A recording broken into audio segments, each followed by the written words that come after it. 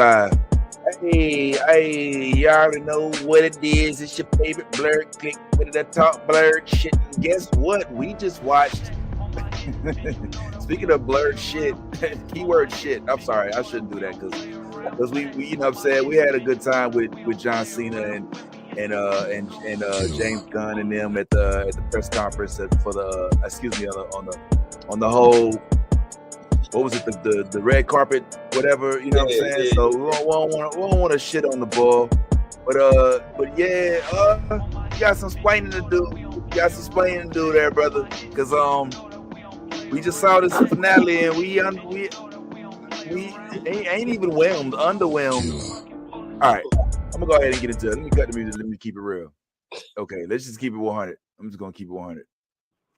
So Ty wanted to talk about Peacemaker really bad, like on a night where we all got other things probably that we want to watch, possibly even more than Peacemaker. Let's keep it real. All right, this is pre-recorded, full disclosure. All right, as we speak, it's the playoffs. All right, and it ain't going the way I expected, honestly, as this very moment. Now there's still a few innings left, so we're gonna see how that goes. But the point is, the reason why we took this time out of our day is because Peacemaker is a show we really like, and it had been kind of given good content, even through the weird orgy stuff and the whole, the holes that are there. Pause. It's a lot to look forward to, but in this particular instance, Ty, I'll go ahead and let you talk, man. How you feel, man? How you feel about it? You just, what I'm saying, you just watched the finale. By the way, shout out to Minnie who's joining us here, man. Minnie is here as well, man. Shout out. I ain't even give Minnie no shout out, man. What's going on, man? Yeah. All right, cool. Go ahead, Ty. Go ahead, real quick, Ty. How you feel about what you just witnessed? I'm glad Minnie is here because I know Minnie is probably going to shed light on what it is that I couldn't appreciate in this episode, man. We rock with John Cena heavy. We rock with him heavy. That's a good dude. James Gunn, so far so good up until this moment. Like this. Listen, you said it first. We're live Thursday night. A lot of stuff we could be watching. Like I'm currently in the midst of my Eagles getting thrashed. Wow. There's a huge game on right now that I could have been fully submersed in. And right now, I took out my time to watch this Peacemaker episode. Why? Because we love our fans. That's why. And we knew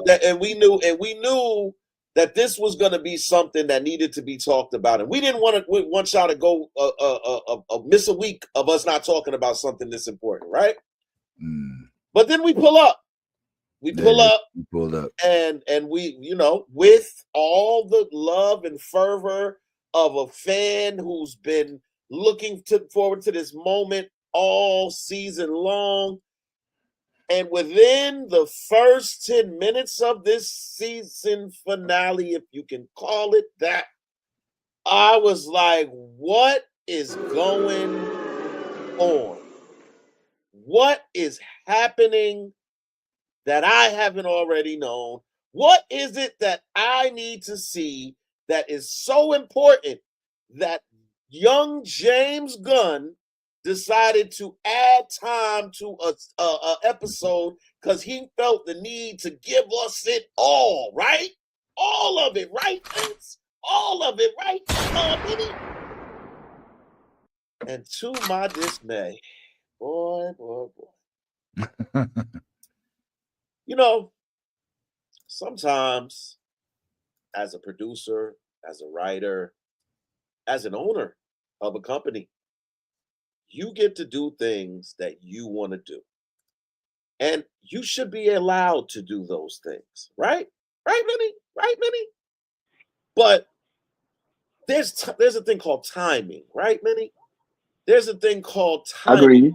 Sometimes it's about when you decide to do those things you like.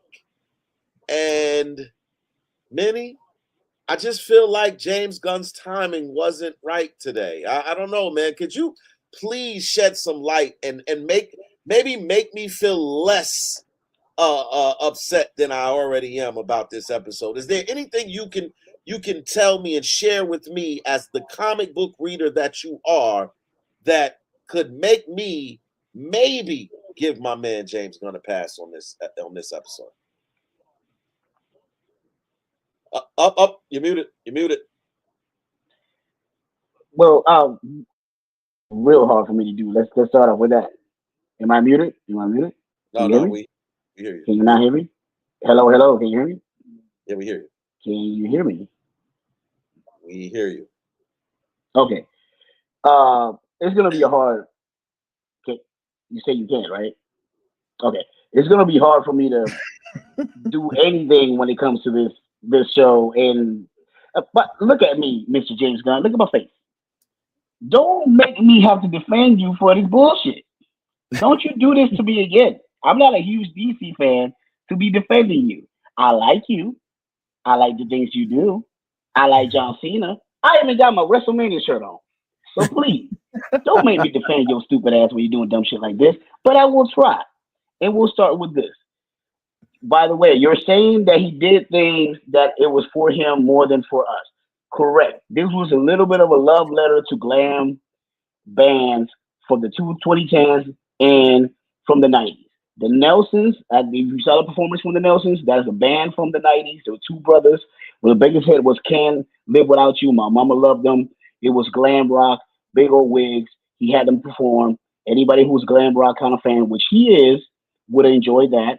So I give you that. You had Foxy Shazam, which they do the original song for the entrance. You had them perform as well. People ain't seen that band since the 2010s. So if you're a Foxy Shazam fan, the whole five of y'all, including James Gunn, you probably enjoy that too. So that was for you, Mr. James Gunn. Now, the things that people might not realize. When it comes to the doors, and I'm not talking about the band, the doors. When it comes to the doors of the multi-dimensions, there are some things in there that people might have missed. You got Earth 43 is the vampire reality, which is the one that had the skulls with the spider heads and all that. I mean, backwards, the skull heads with the spider bodies. That is a vampire reality called Earth 43. You also had the one with Fifth Dimension, the evil little dudes that ate the guy's face. That's for you missed, Mr. Gunn. You missed a great chance to add Batmite because Batmite is from that dimension, and you already mentioned them before. So you missed that, but you got us Earth, Fifth Earth dimension. That was cool. Now, when it comes to the end, this is where I say you did okay. At the end, when we know about salvation, it's going to be a dimension, when it's going to be a prison, and all kinds of good stuff, and that's when you're going to have the metahumans, and you're going to hide them. If you remember at the end of the show, you hear what? Dinosaurs in the background. I am a huge dinosaur fan, love dinosaur movies. I can tell when it's a goddamn dinosaur sound, and that was definitely that. Now, when it comes to DC, where do we have dinosaurs? We have dinosaurs in Earth 27. All right, in Earth 27, it was the Titan moon where the dinosaurs kept the cavemen from actually becoming real human beings. So they stayed cavemen and the dinosaurs ruled the world. Then you have Earth 54, where the dinosaurs act more human-like and they ruled the world, but they were kind of like human intelligent dinosaurs. They could speak and do all kinds of things. I'm not sure if they're going to use any of those in the future of DC. But what I am sure is he's going to use a little guy called Lobo. What do we know about Lobo? In Sarnia, the Lobo's home planet, it has Lobos, even though he's the last one, and dinosaurs. He has a huge backup with dinosaurs. Him, Lobo, has had good and bad relations with dinosaurs, started with Lobo 38, when he rolled the dinosaur in front of the goddamn cover. So if I'm willing to bet he's setting up anything with this bullshit that he gave us, is setting up Lobo in the next one when they pick it back up. Is that great? Does that make it good? No. Does that excuse him giving us 60 minutes of bullshit? No. He did have a beautiful story arc. Yeah, Adebayo and Cena, if you realize, not Cena, but Chris, if you realize, they both are going through kind of the same story arc. They both have going through the whole love triangle thing, realizing who loves them and who doesn't love them, and having love push them to the next level of their life. So you got that. So you finished that arc, but you gave us nothing. You can't do 7 so good and then go to 8 and just shit all over it. It's just I like it, but I love it. And I'll pass it off after this. My main disgusting thing about this whole episode was you didn't give me my boy. You had a good chance to set up my man. And look at me, Mr. Gunn. Look at my face. What happened with G.I. Robot? You have a whole planet of Nazis that he could kill. Do you know how happy that would have made that man? Do you understand how much I would have loved to see G.I. Robot just go off on these white folks? But no, you decided not to put him in. You decided to go, oh, we're going to hold him for another project. No, this is the project. This was it. It was a whole planet. I'll pass it on. Go on. I can't do it. It's so weird because I feel like Minnie's like an anime where he's dubbed. Like he looked like he speaks for some reason his words in his mouth don't match up, but it's all right. I thought it was me. I thought it was my connection, so I didn't say that. But I was like, yo, this feels like Saturday morning kung fu matinee. Like you was talking, but your lips was moving. But your words.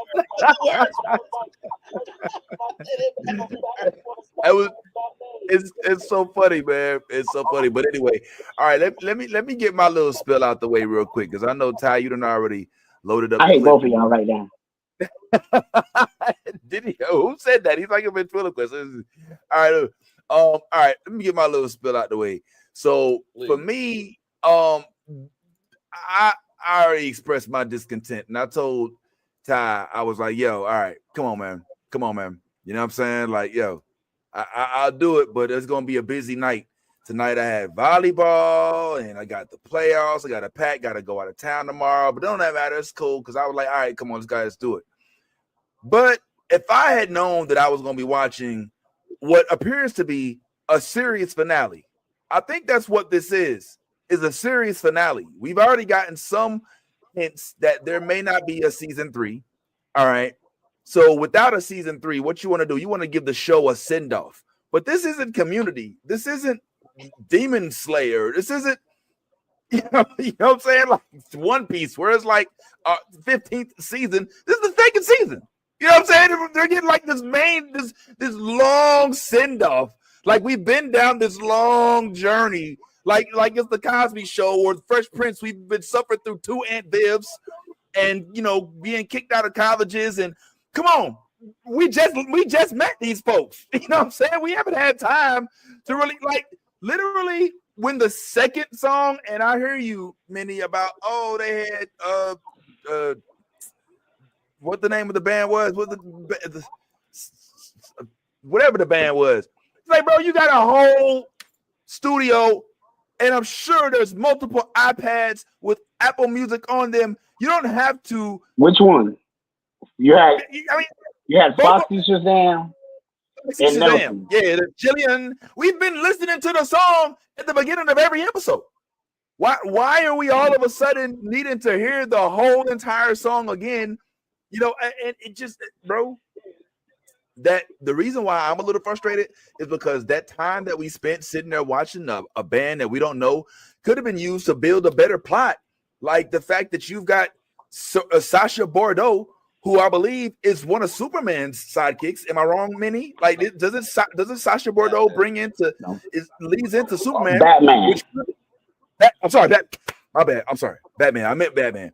Batman, which kind of gives us inklings that this could be a bold and the brave type of olive branch. So I see the world building attempt. I see what's going on here, but damn, like we saw there's action potential. But I'm gonna say this: I did kind of warn y'all in the get. I don't know, Minnie wasn't there, but I told you I was like, I don't understand what the antagonist is.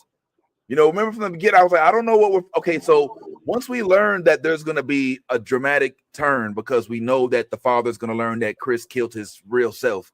After that, what happens? And I honestly thought that that's where we were going. I thought we were going to end up in this with an angry Chris's alternate universe brother searching for him, and I'm almost certain that that's going to be a continuity in the future at some point because they left that door wide open. You know what I mean? But that's the only thing. That's the only thing that I could give a saving grace for this is that this episode was literally not even an episode. It was a filler. It was a olive branch. It was a bridge to attempt to world build. But it doesn't mean that you should like taper off of the actual the quality of the content because it just wasn't it was so unlike the James Gunn that we've gotten where it's action, little bit of mush, action. This felt like a love letter to his wife. I'm gonna say it felt like a love letter to his wife. All right, and I don't know if y'all saw the clip of him speaking to somebody about how touching it is about the wife who's like, oh, she's giving it all. Oh, she wants to know, are you coming with me? It feels like, and if you want to give a love letter to your wife, it's cool. But damn, you work with not episode 8. Can we not make it the finale? Every day, which is crazy. You live with her. That's your woman. Why you got to put us through it? You know what I'm saying? I don't know what you did wrong. I hope this makes up for whatever you did. You know what I'm saying? I need to say this. Vinny, because this episode is. See, I probably would have never said this until this episode, but because I'm in my feelings right now, I gotta say something. This is real. This is very real. We had an entire Peacemaker series and season that only had Peacemaker in it. One episode. One episode is all we got of actual Peacemaker. You know what this season was called? Chris Smith's. The Chris Smith season. There was only one episode that you got to see Peacemaker be Peacemaker, and that was when he went in the building and stopped the bank from getting blown up. Outside of that, you haven't seen Peacemaker be Peacemaker, not any of the other episodes this season. He couldn't even be Peacemaker at the end of the season on the season finale when you got regular people who keep coming up behind you and putting a bag over your head, and that's all. You become a civilian, Mr. Smith. Right. You forgot that you're a superhero. Did we forget the name of the series is Peacemaker? Peacemaker who, but I will attain peace by all means necessary. All right, let me clap. I won't say clap back, but let me push back a little bit. It was almost clear from the very beginning that they were determined to put the Peacemaker that we know from Suicide Squad to rest and kind of kill that character through the tribulations that Chris was going through, right?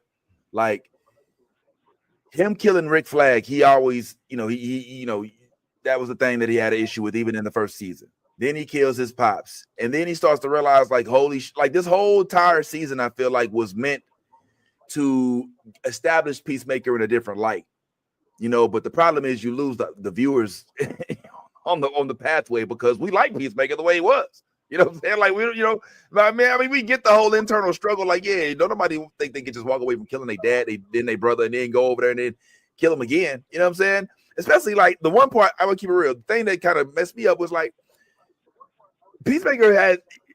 If there's one person that I would literally be like, yeah, he should have a serious talk or beat down with, it's Vigilante. Like Vigilante jumped through the window and stabbed his dad in the neck 100 times. After he's crying, no, you know what I'm saying? There was no attempt to even get me straightening. You know what I'm saying? He didn't even like give him a dirty look. It was of no consequence. Mind you, I know it's of an alternate universe, but still, it just, and I know he went to jail and I don't want to come out and all of that, but I don't know, man. And then like the breakup scene was. It was what it was, but pointless because y'all already broke up. So we needed you to break up. We needed you to break up again for us all to know that you was break up. We ain't seen you with her the whole season. Literally, I was just waiting for the Gotham to be broke. I was like, Is she gonna mention bro. Gotham? Because that's the only. Bro. But all right, let me say this. Danielle, this ain't got nothing to do with you, boo. We love you, and you acted the hell out of that role, and I saw the tears do your thing. So this is not a critique about your ability to act and all of that. This is more a decision a critique of whoever's at the editing room, at the cutting board floor, who decided to focus more on the emotional aspects of the finale as opposed to some of the other elements of this hero show that attracted us to it from the beginning. So, and you know what? Maybe, I don't know. All three of us are in agreement, but I would love to hear from somebody who disagrees. I'd love to hear from somebody like, what are y'all talking about? It was phenomenal. It was, but for me, it's like, yo, there was nothing conclusive. We're right where we started. They friends. They went somewhere else. They came back, and now, they decided not to fuck with the government. Oh, big whoop. Peacemaker was already going through that. You know what I'm saying? So that's why they started off with him in an orgy and Simpson to try to jug himself to death. So it doesn't feel like there's too many leaps made and missed opportunities. My God, there's an alternate universe that this dude had in his house. You know what I mean? They just went on all these doors, went to other worlds, and we walk away with them just basically with him getting a suite somewhere in a shopping center where they're going to look at computers while they wait for calls to go rescue people. We basically just watched the Scooby-Doo gang become legitimized, and it just, I don't know. It would be okay if I didn't feel like there was too much potential for the script. You literally have unlimited worlds that you're walking through. It could have been anything. Now, what intrigues me though is the passing of the torch, because this is clearly a way to pump these characters into another project. I don't know if you guys saw what James Gunn said, but evidently with the whole possible no Peacemaker season 3, it's we may not see them in the season 3, but we'll see them somewhere else. This felt like that. This felt like that. This felt like very conclusive. This felt like that. Like I'm like, I don't want to do anything that would make y'all want me to do another season of this. That's what it felt like. It felt like I don't want y'all to go out of this and be like, oh my God, I can't wait for the season 3. Yo, did you see? Yeah, he did if that was the play, then you played that fantastically, sir. You know what I'm saying? Because I'm definitely didn't leave out of this like, yo, I can't wait to see season 3 and all that. I can't, because it just left so many things just looming to where I'm just like, man. And by the way, first rule of having a serial killer as a friend is you can't get mad when the serial killer does serial killer shit. So that's Adrian. Like, I can't get mad when Adrian goes and wants to just he's a serial killer. That was one of the parts of him being my friend. Like, I knew he's a serial killer. But I left that whole world behind. I left that whole world behind because I didn't want to fuck with it no more. And you followed me into another universe and brought your bullshit with me and killed the only person, one of the 2 people in this whole entire world that I came over here for. That it was in the middle of a really good speech, by the way. You know what I'm saying? Where he sounded like he was running for president. You know what I'm saying? I was damn near waiting for him to say, we will not go quietly into the night. Like, he was going in. Oh boy. And so, but I still like that. I liked it. I like that part. I like that episode. You know what I'm saying? Even though doors have locks for a reason. It's just he went through the window. He came through the window. No, the door. Oh yeah. Like this is like certain things like you learn from. It's like, dude, you would have never been able to get in there to kill yourself if yourself would have locked the door. You didn't learn from that. You should have just locked the door. I mean, what I saw was every time they were door 21 is locked. He did lock the door. He did lock the door. Adebayo remembered how to reopen it. No, it wasn't that he left the door open and was like, yo, come on through, come find me. Remember, he went through and he shut it. And he didn't open the door for them. The door that Adebayo opens into the room full of doors. It doesn't open the door. So what I'm saying is the door that he walked through to go through the dimension that he went through. He could have locked the door. I'm just saying it's simple. Look, they went from door to door. Listen, I'm not saying nothing wrong. They went from door to door, and it was like door 21 is locked. But you're saying that the problem that the issue is that when he took away the only way for them to access this world, this room with all these dimensions, the real problem isn't that they went and followed him and remembered how to use the keyword and then ultimately hacked their way into this world. The problem is that he didn't lock the door to the other dimension. I mean, I'm saying you're beating way too deep into this. What I was saying was that the doors have locks for a reason. You're going way too deep. But all right, yes, I am saying he could have locked the door and we wouldn't even be having this discussion right now. That's what I'm saying. It's very simple. Very simple. It's very simple. Here's a review. We can't hear you, man. I think they really have if they would have had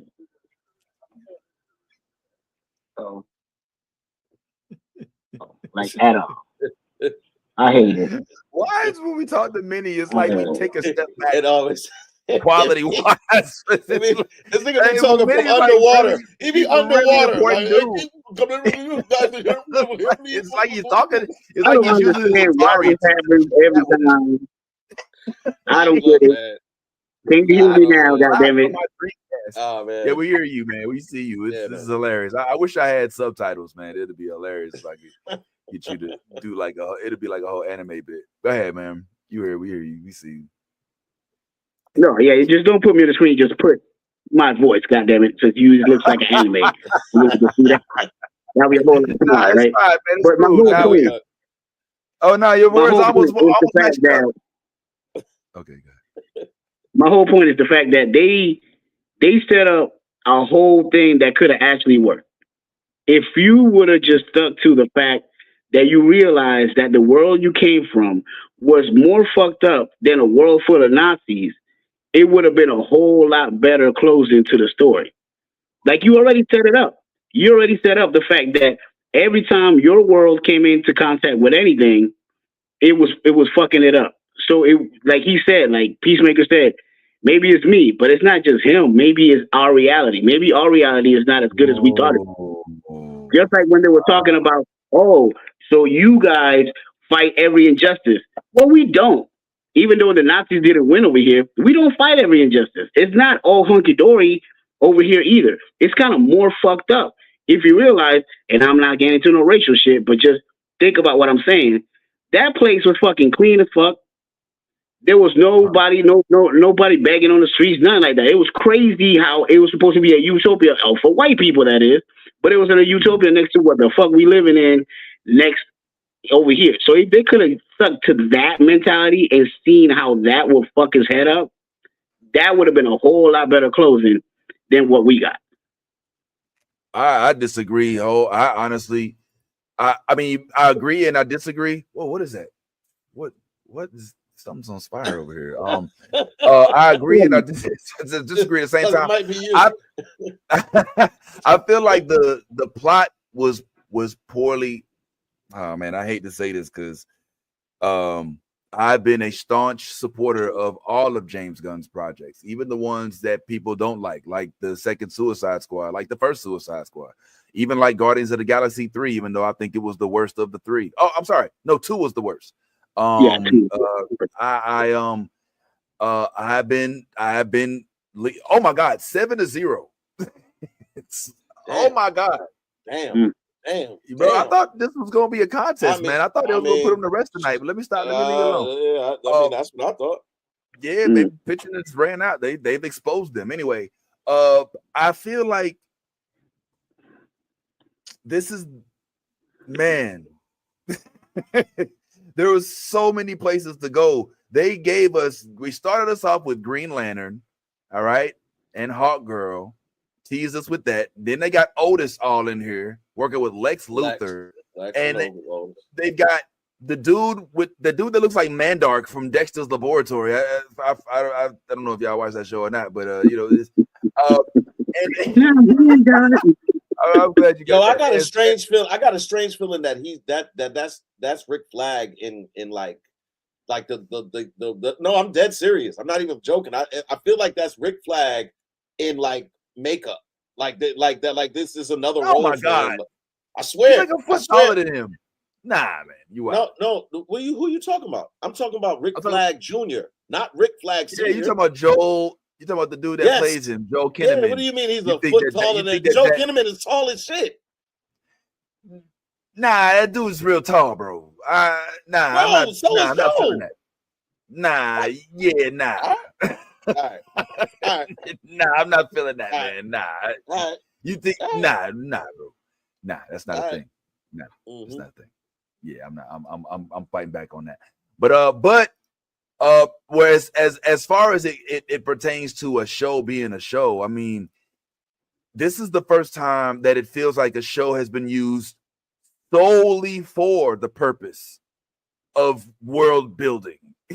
Like the second season feels like it was only meant to open more doors to more stuff.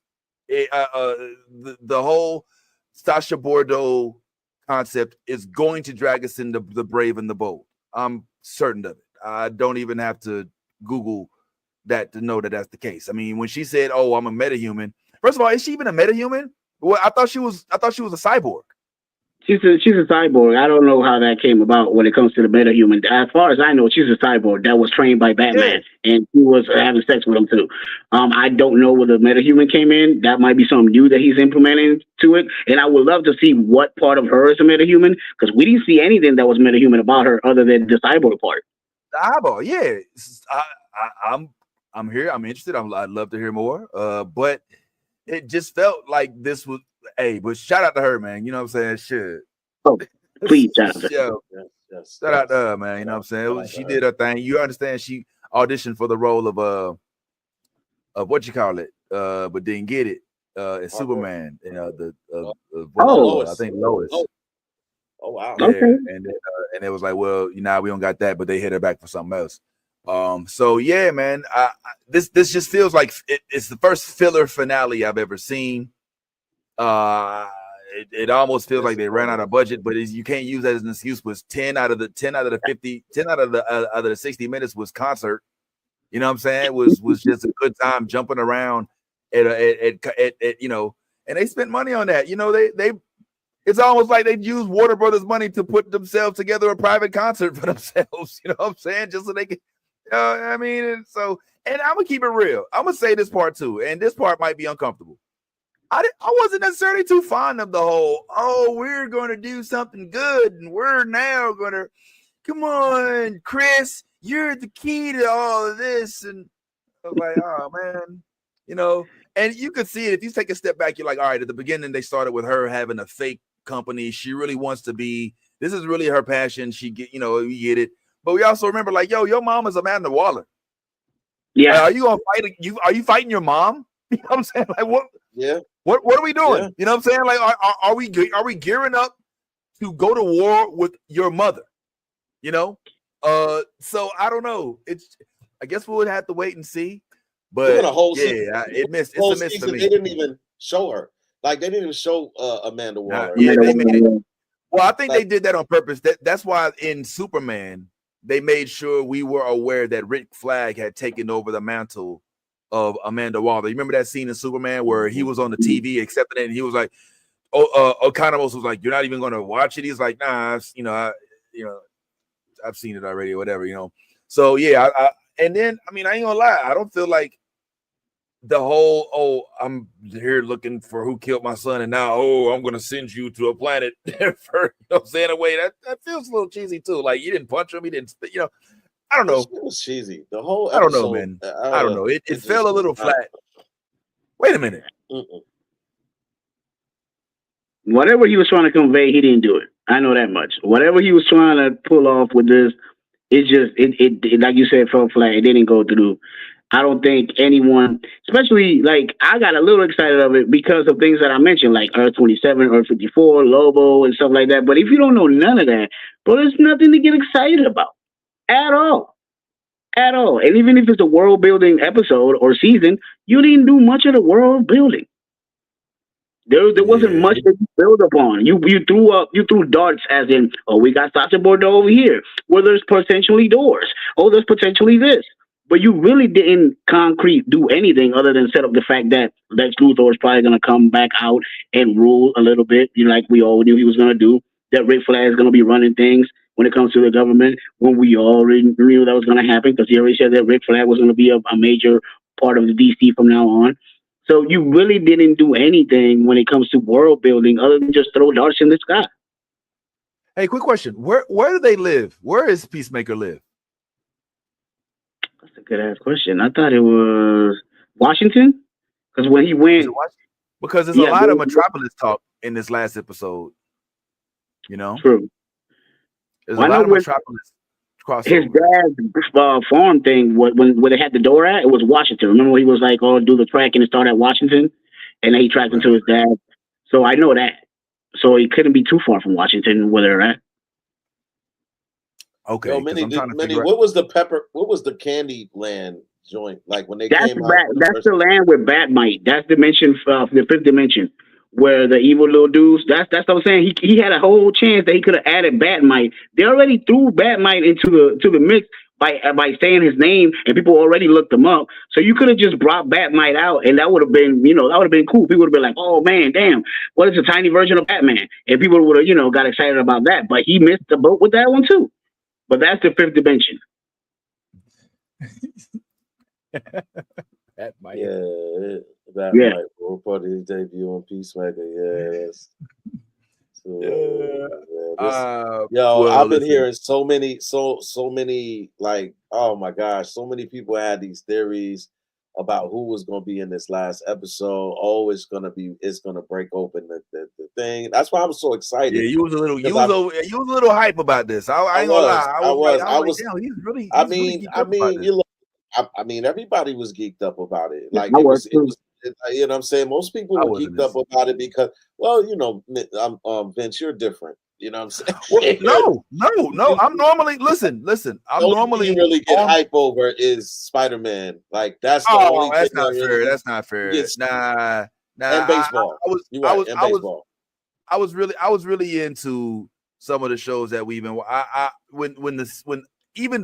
wasn't really a huge fan of but when the finale came around, there was a lot revealed, and they led up to it, and for what it's worth, they delivered. I mean, the Man in Yellow, learning that this chick is like in a revolving, whatever the hell, Trump came to the table. Even I'll even say to an extent, Ironheart, to an extent, the way things came together in the end was better than this, even though it was only 6 episodes. It was better. Anything better than this. Okay, anything is better than this. I think that James Gunn really poured a lot of effort into this project, and this finale felt more like senior, like the last day of class for seniors than it did like an actual production that warranted the viewership that it had garnered over the course of the 7 prior episodes. It felt more like a goodbye to the cast than it did to the viewers. Vince, I told you exactly what it feels like. It feels like the first 7 episodes were done for the fans. And it feels like the last episode was done for his wife. What, James? No, well, I mean, I mean, if you want to say it's his wife, cool. But I think it's more about his love and his passion for rock and roll. Like, I think that's if there's anything that I saw in that, it was like, because he literally gave you live concerts of Nelson and what was the other one? Shabazz? Foxy Shazam. These are probably bands that he's liked all his life. And it's like the fact that we hear the Foxy Shazam song every single episode, he was like, look, I want y'all to see why I like these guys or love these guys or whatever. Cool. Shout out to him because Nelson, I actually did dig the song. I was like, dude, sound kind of good. I was like, I never heard him before. But I would rock with it. I might check out some of their stuff and be like, oh, that Nelson rocks. You know what Can't I'm saying? Live Without You is a better song, by the way, by Nelson. Can't Live Without You. I'm sure it is. That's my point. You know, I'll find that out if I research them and go check them out. But my like, I just feel like you deserve to be able to do that. You have the privilege of being able to do that. I just don't know. It's timing. Like the season finale just wasn't the time to do that. Bro. Like you could have did that on an episode 4, it could have episode been 5. You know what I yeah. mean? Like we would have rocked with you then and be like, oh, okay, yo, we get you. Da, da, da, da, boom. Now back to your original script. No, we would have. And I'd be like, yo, it's a filler. You know what I'm saying? But I understand. But it's the finale. It's an extended period of time because again, this was I think 57 minutes, an hour long, or whatever it was. As opposed to the other episodes that was like 30 something minutes, 40 minutes, whatever the case may be. I just feel like if he would have chose the timing better, it would have hit better. This, man, I'm just I was like, damn, like you held this episode hostage from all the pre-screenings, all of that. You know what I'm saying? You made it seem like there was gonna be this a monumental episode. Oh man, y'all can't wait for the season finale. Trust me, y'all are all gonna be. Yeah, we are surprised that you did that to us. That you literally. Okay, so let's do this, and then I gotta go because I'm an old ass man and it's late, and it's whenever we post this, it's late when we recorded it. Yeah, y'all. Again, because we love y'all. We love y'all. Yeah, we do it. Hey, the show must go on. But did that happen? Because some of y'all know that fortunately, due to some of our colleagues, we're able to get some access. Shout out to Ant to some of the shows in advance, so we can put a critique on them, and then without spoiling it when necessary, have some content to present to promote the shows. In this particular instance, it was widely known that James Gunn decided to not release screeners or any of those early editions of the Peacemaker final episodes because he said that what was the words he said? It sets up. Hold on, I got it. I got the text. Hold on, I'll show you. You got the text. See, we got the verbatim, y'all. Y'all hearing it here. Breaking news. You get the verbatim, how it came straight from the source, James Gunn. Yeah. Hold on. Let me put this shit up here. Hold up. Whatever he said, he didn't do it. So that man just lied to our faces. That's what he did. I mean, for the Peacemaker, James Gunn famously chose not to provide screeners of the final 3 episodes to critics and the press. The decision was made to prevent spoilers from leaking due to major plot points and cameos in the episode. So, what cameos was it? The World? Otis was the cameo, yo. And then I guess Mandark, your boy right here. We saw him last episode. We saw him episode 7. That's right. But yeah, we didn't have access to that one though. I'm never gonna look at him again the same way. I am putting all my eggs on the Lobo 38 basket. I'm putting all my eggs that the end of the show, the dinosaur is gonna be Lobo, who is he introducing with the whole dinosaur thing, and that world is gonna be Zarnia, which is where Lobo's from. That's where my eggs are. And if he does that, as shitty as this was, at least it did something. You know what I mean? But then again, when the hell are we gonna get that part? Because there's no season 3. I don't know when the Lobo thing is gonna happen. So when is he gonna interject that part? Well, it looks like in The Woman of Tomorrow, perhaps. Now this is just a meme I pulled up, so there's no. I don't want to. There's no. However, it is from the Gunverse, which is a reliable source of information typically. But again, I haven't looked into it. However, I do think that was what I originally heard, that Lobo was supposed to be in the Supergirl introduction. Right? That'll be next year, 2026.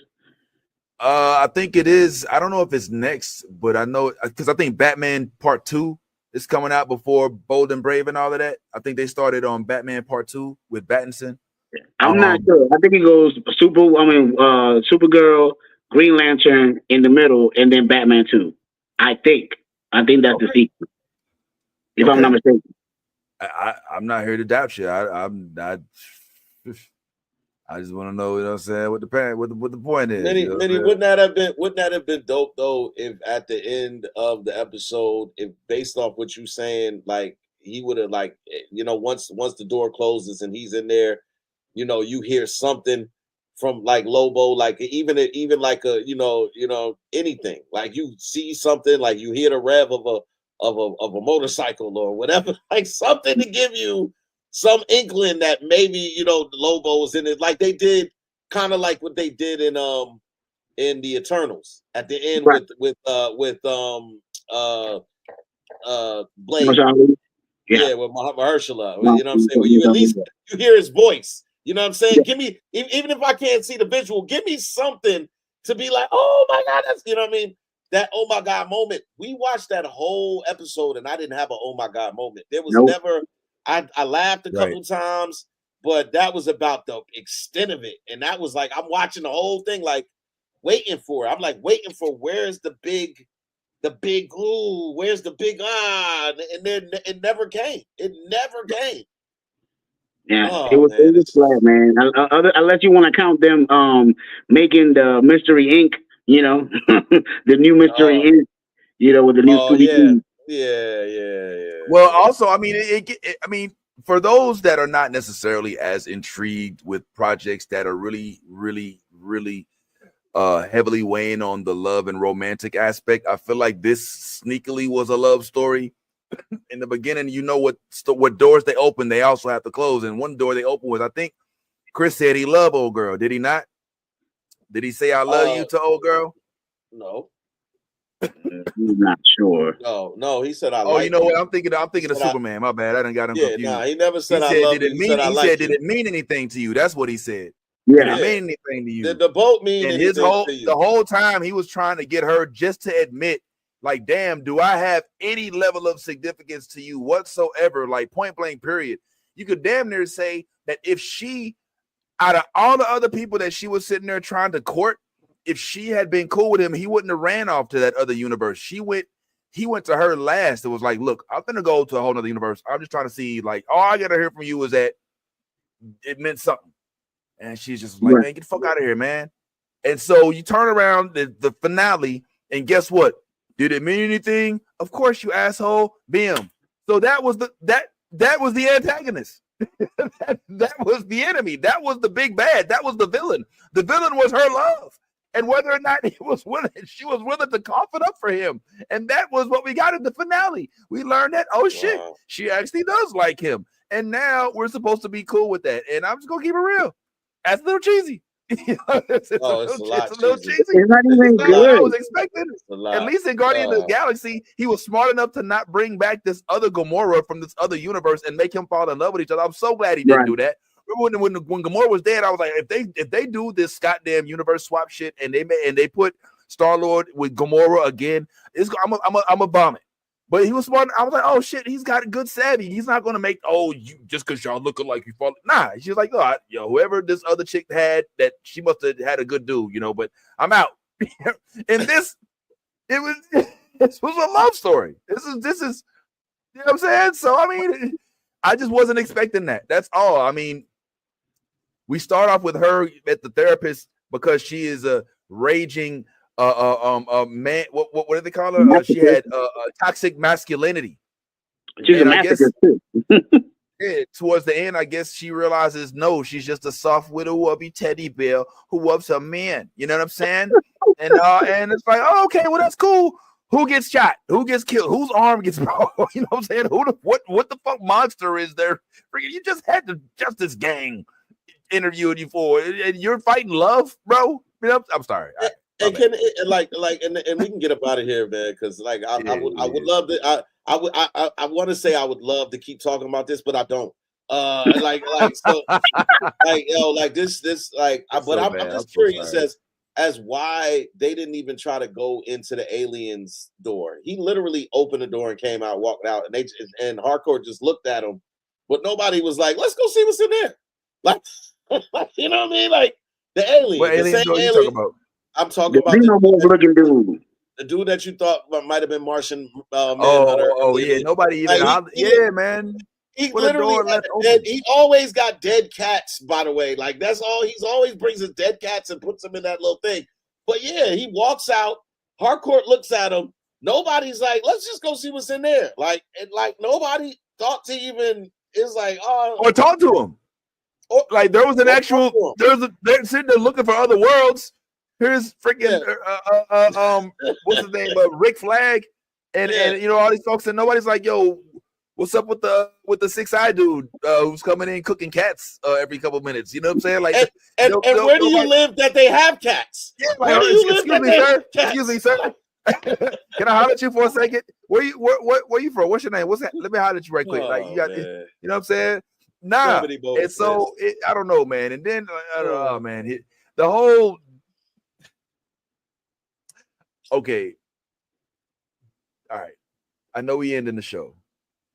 But does the vigilante sitting on millions of dollars thing Billions. does it annoy you just a little bit? Like, of course you're sitting on $1 million. You know what I'm saying? Like what? Like how? Like in this universe, you ended up just there's always a Batman figure, right? There's always there's a Oliver Queen. There's always a rich white dude who's got nothing better to do but to fight crime. He's got an unlimited resource of money.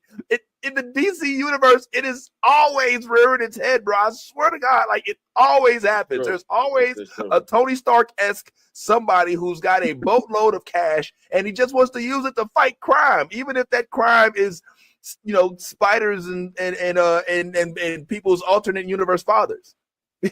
So a small part of me was like, oh my God, like even this dude's got millions of dollars. Like, get the fuck out of here, man. Give me a break. But it's a funny plot line. Like, I'm mad nobody punched him in the face for talking to his mama like that. I'd have should have slapped the shit out of him. And he was there, you ain't no black woman gonna let that shit happen. What? Just gonna sit there and let you talk to your mama like that. She checked him. She said, "You need to be better. You need to be nicer to your mama." I was bolding. And you heard what he said. He was like, "Fuck her." I was like, damn, dude. Like, Vigilante is my shit. What you talking about? Yeah, that's I'm gonna keep it real. Hey. Vigilante may need his own show. That might be where it's at. That is where it's at. That is where listen, if he goes back to Nazi world and links up with his other part and they team up and they do a team up, I'm here for every episode. Like, cause that you're not wrong. You're not fucking wrong. This dude said, I'd rather kill a judge's family. I'd rather do that though. Like, and he's why don't we just kill the judge's family?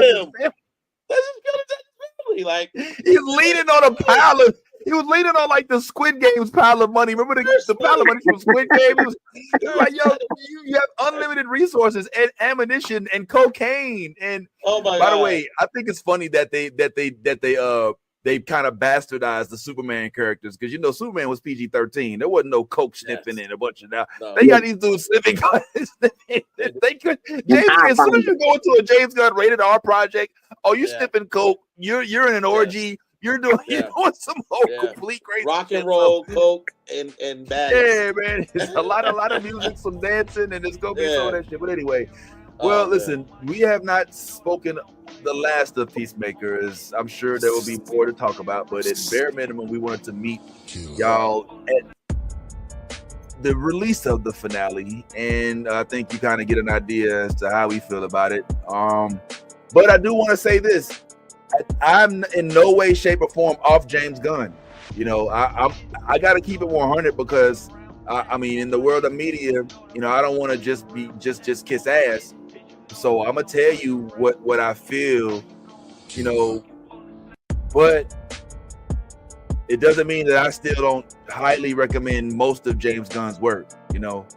I still think that James Gunn has. So I got to see more than just this to be like, nah, fuck James Gunn. Especially after that Superman movie was really good. I don't even like Superman. I really don't like Superman. Players fuck up too, man. Players fuck up too. And so it's all good. I guess we'll have to see when we see these characters again, whatever universe, whatever show, whatever movie they may be in, even if they're split apart or whatever. I do, however, want to say, well done with the world building aspect. They didn't do it like the Snyders did, where they used the big characters to bring the shows together. They used the small characters to bring the shows together. And I think that works a little bit better. Anything on the way out, gentlemen? I'm going to go ahead and wrap this thing on up. Just want to say it was glad to see Eagly make another friend. That was probably the best moment of the entire episode, was Eagly giving Economos a hug, and Economos almost cried. He almost cried. And that was a beautiful moment, man. Outside of that, join us every Saturday and look for all of our shows all throughout the week. All right, Minnie, anything, man, on the way out, bro? I just appreciate y'all for having me. Sorry about my voice or sound, whatever, anime style. I hope you still enjoyed it. And by the way, people, with the 2 concerts, they gave you the halftime show that you wanted. Nah, we wanted it in Spanish. Tell them where they can follow you. Minnie, tell them where they can follow you at. Yeah. Where you at? Anything you got on the You can follow me at Mini Font Comedy, always at Mini Font Comedy, or just pick up your baby mom's phone. I'm there too. Whoa! Pop. Too bad the gun button's too far for my fingers to reach. But it would have got the sound effects. Pause. I don't know why I'm saying pause. I'm not sure what's going to play after this, because I'm still debating over whether or not you might see after this a short clip of Yvette Nicole Brown to tease you for the following week when we have her on, or this might be it, and you might come on and see her video a little later, because we did holler at her and she came on, and of course is a darn gem. So come on, play the video. That was trying to do. All right, so be on the lookout for that, as opposed to everything else. If this is the end of the video, be your authentic self. If you ain't, you being fake. And in all things, if you're a geek, go ahead, let that good old geek flag fly. Shout out to the new Blerd Order. They're my people. They're my bloody family. So check out our chat. It's been wonderful. Blessings.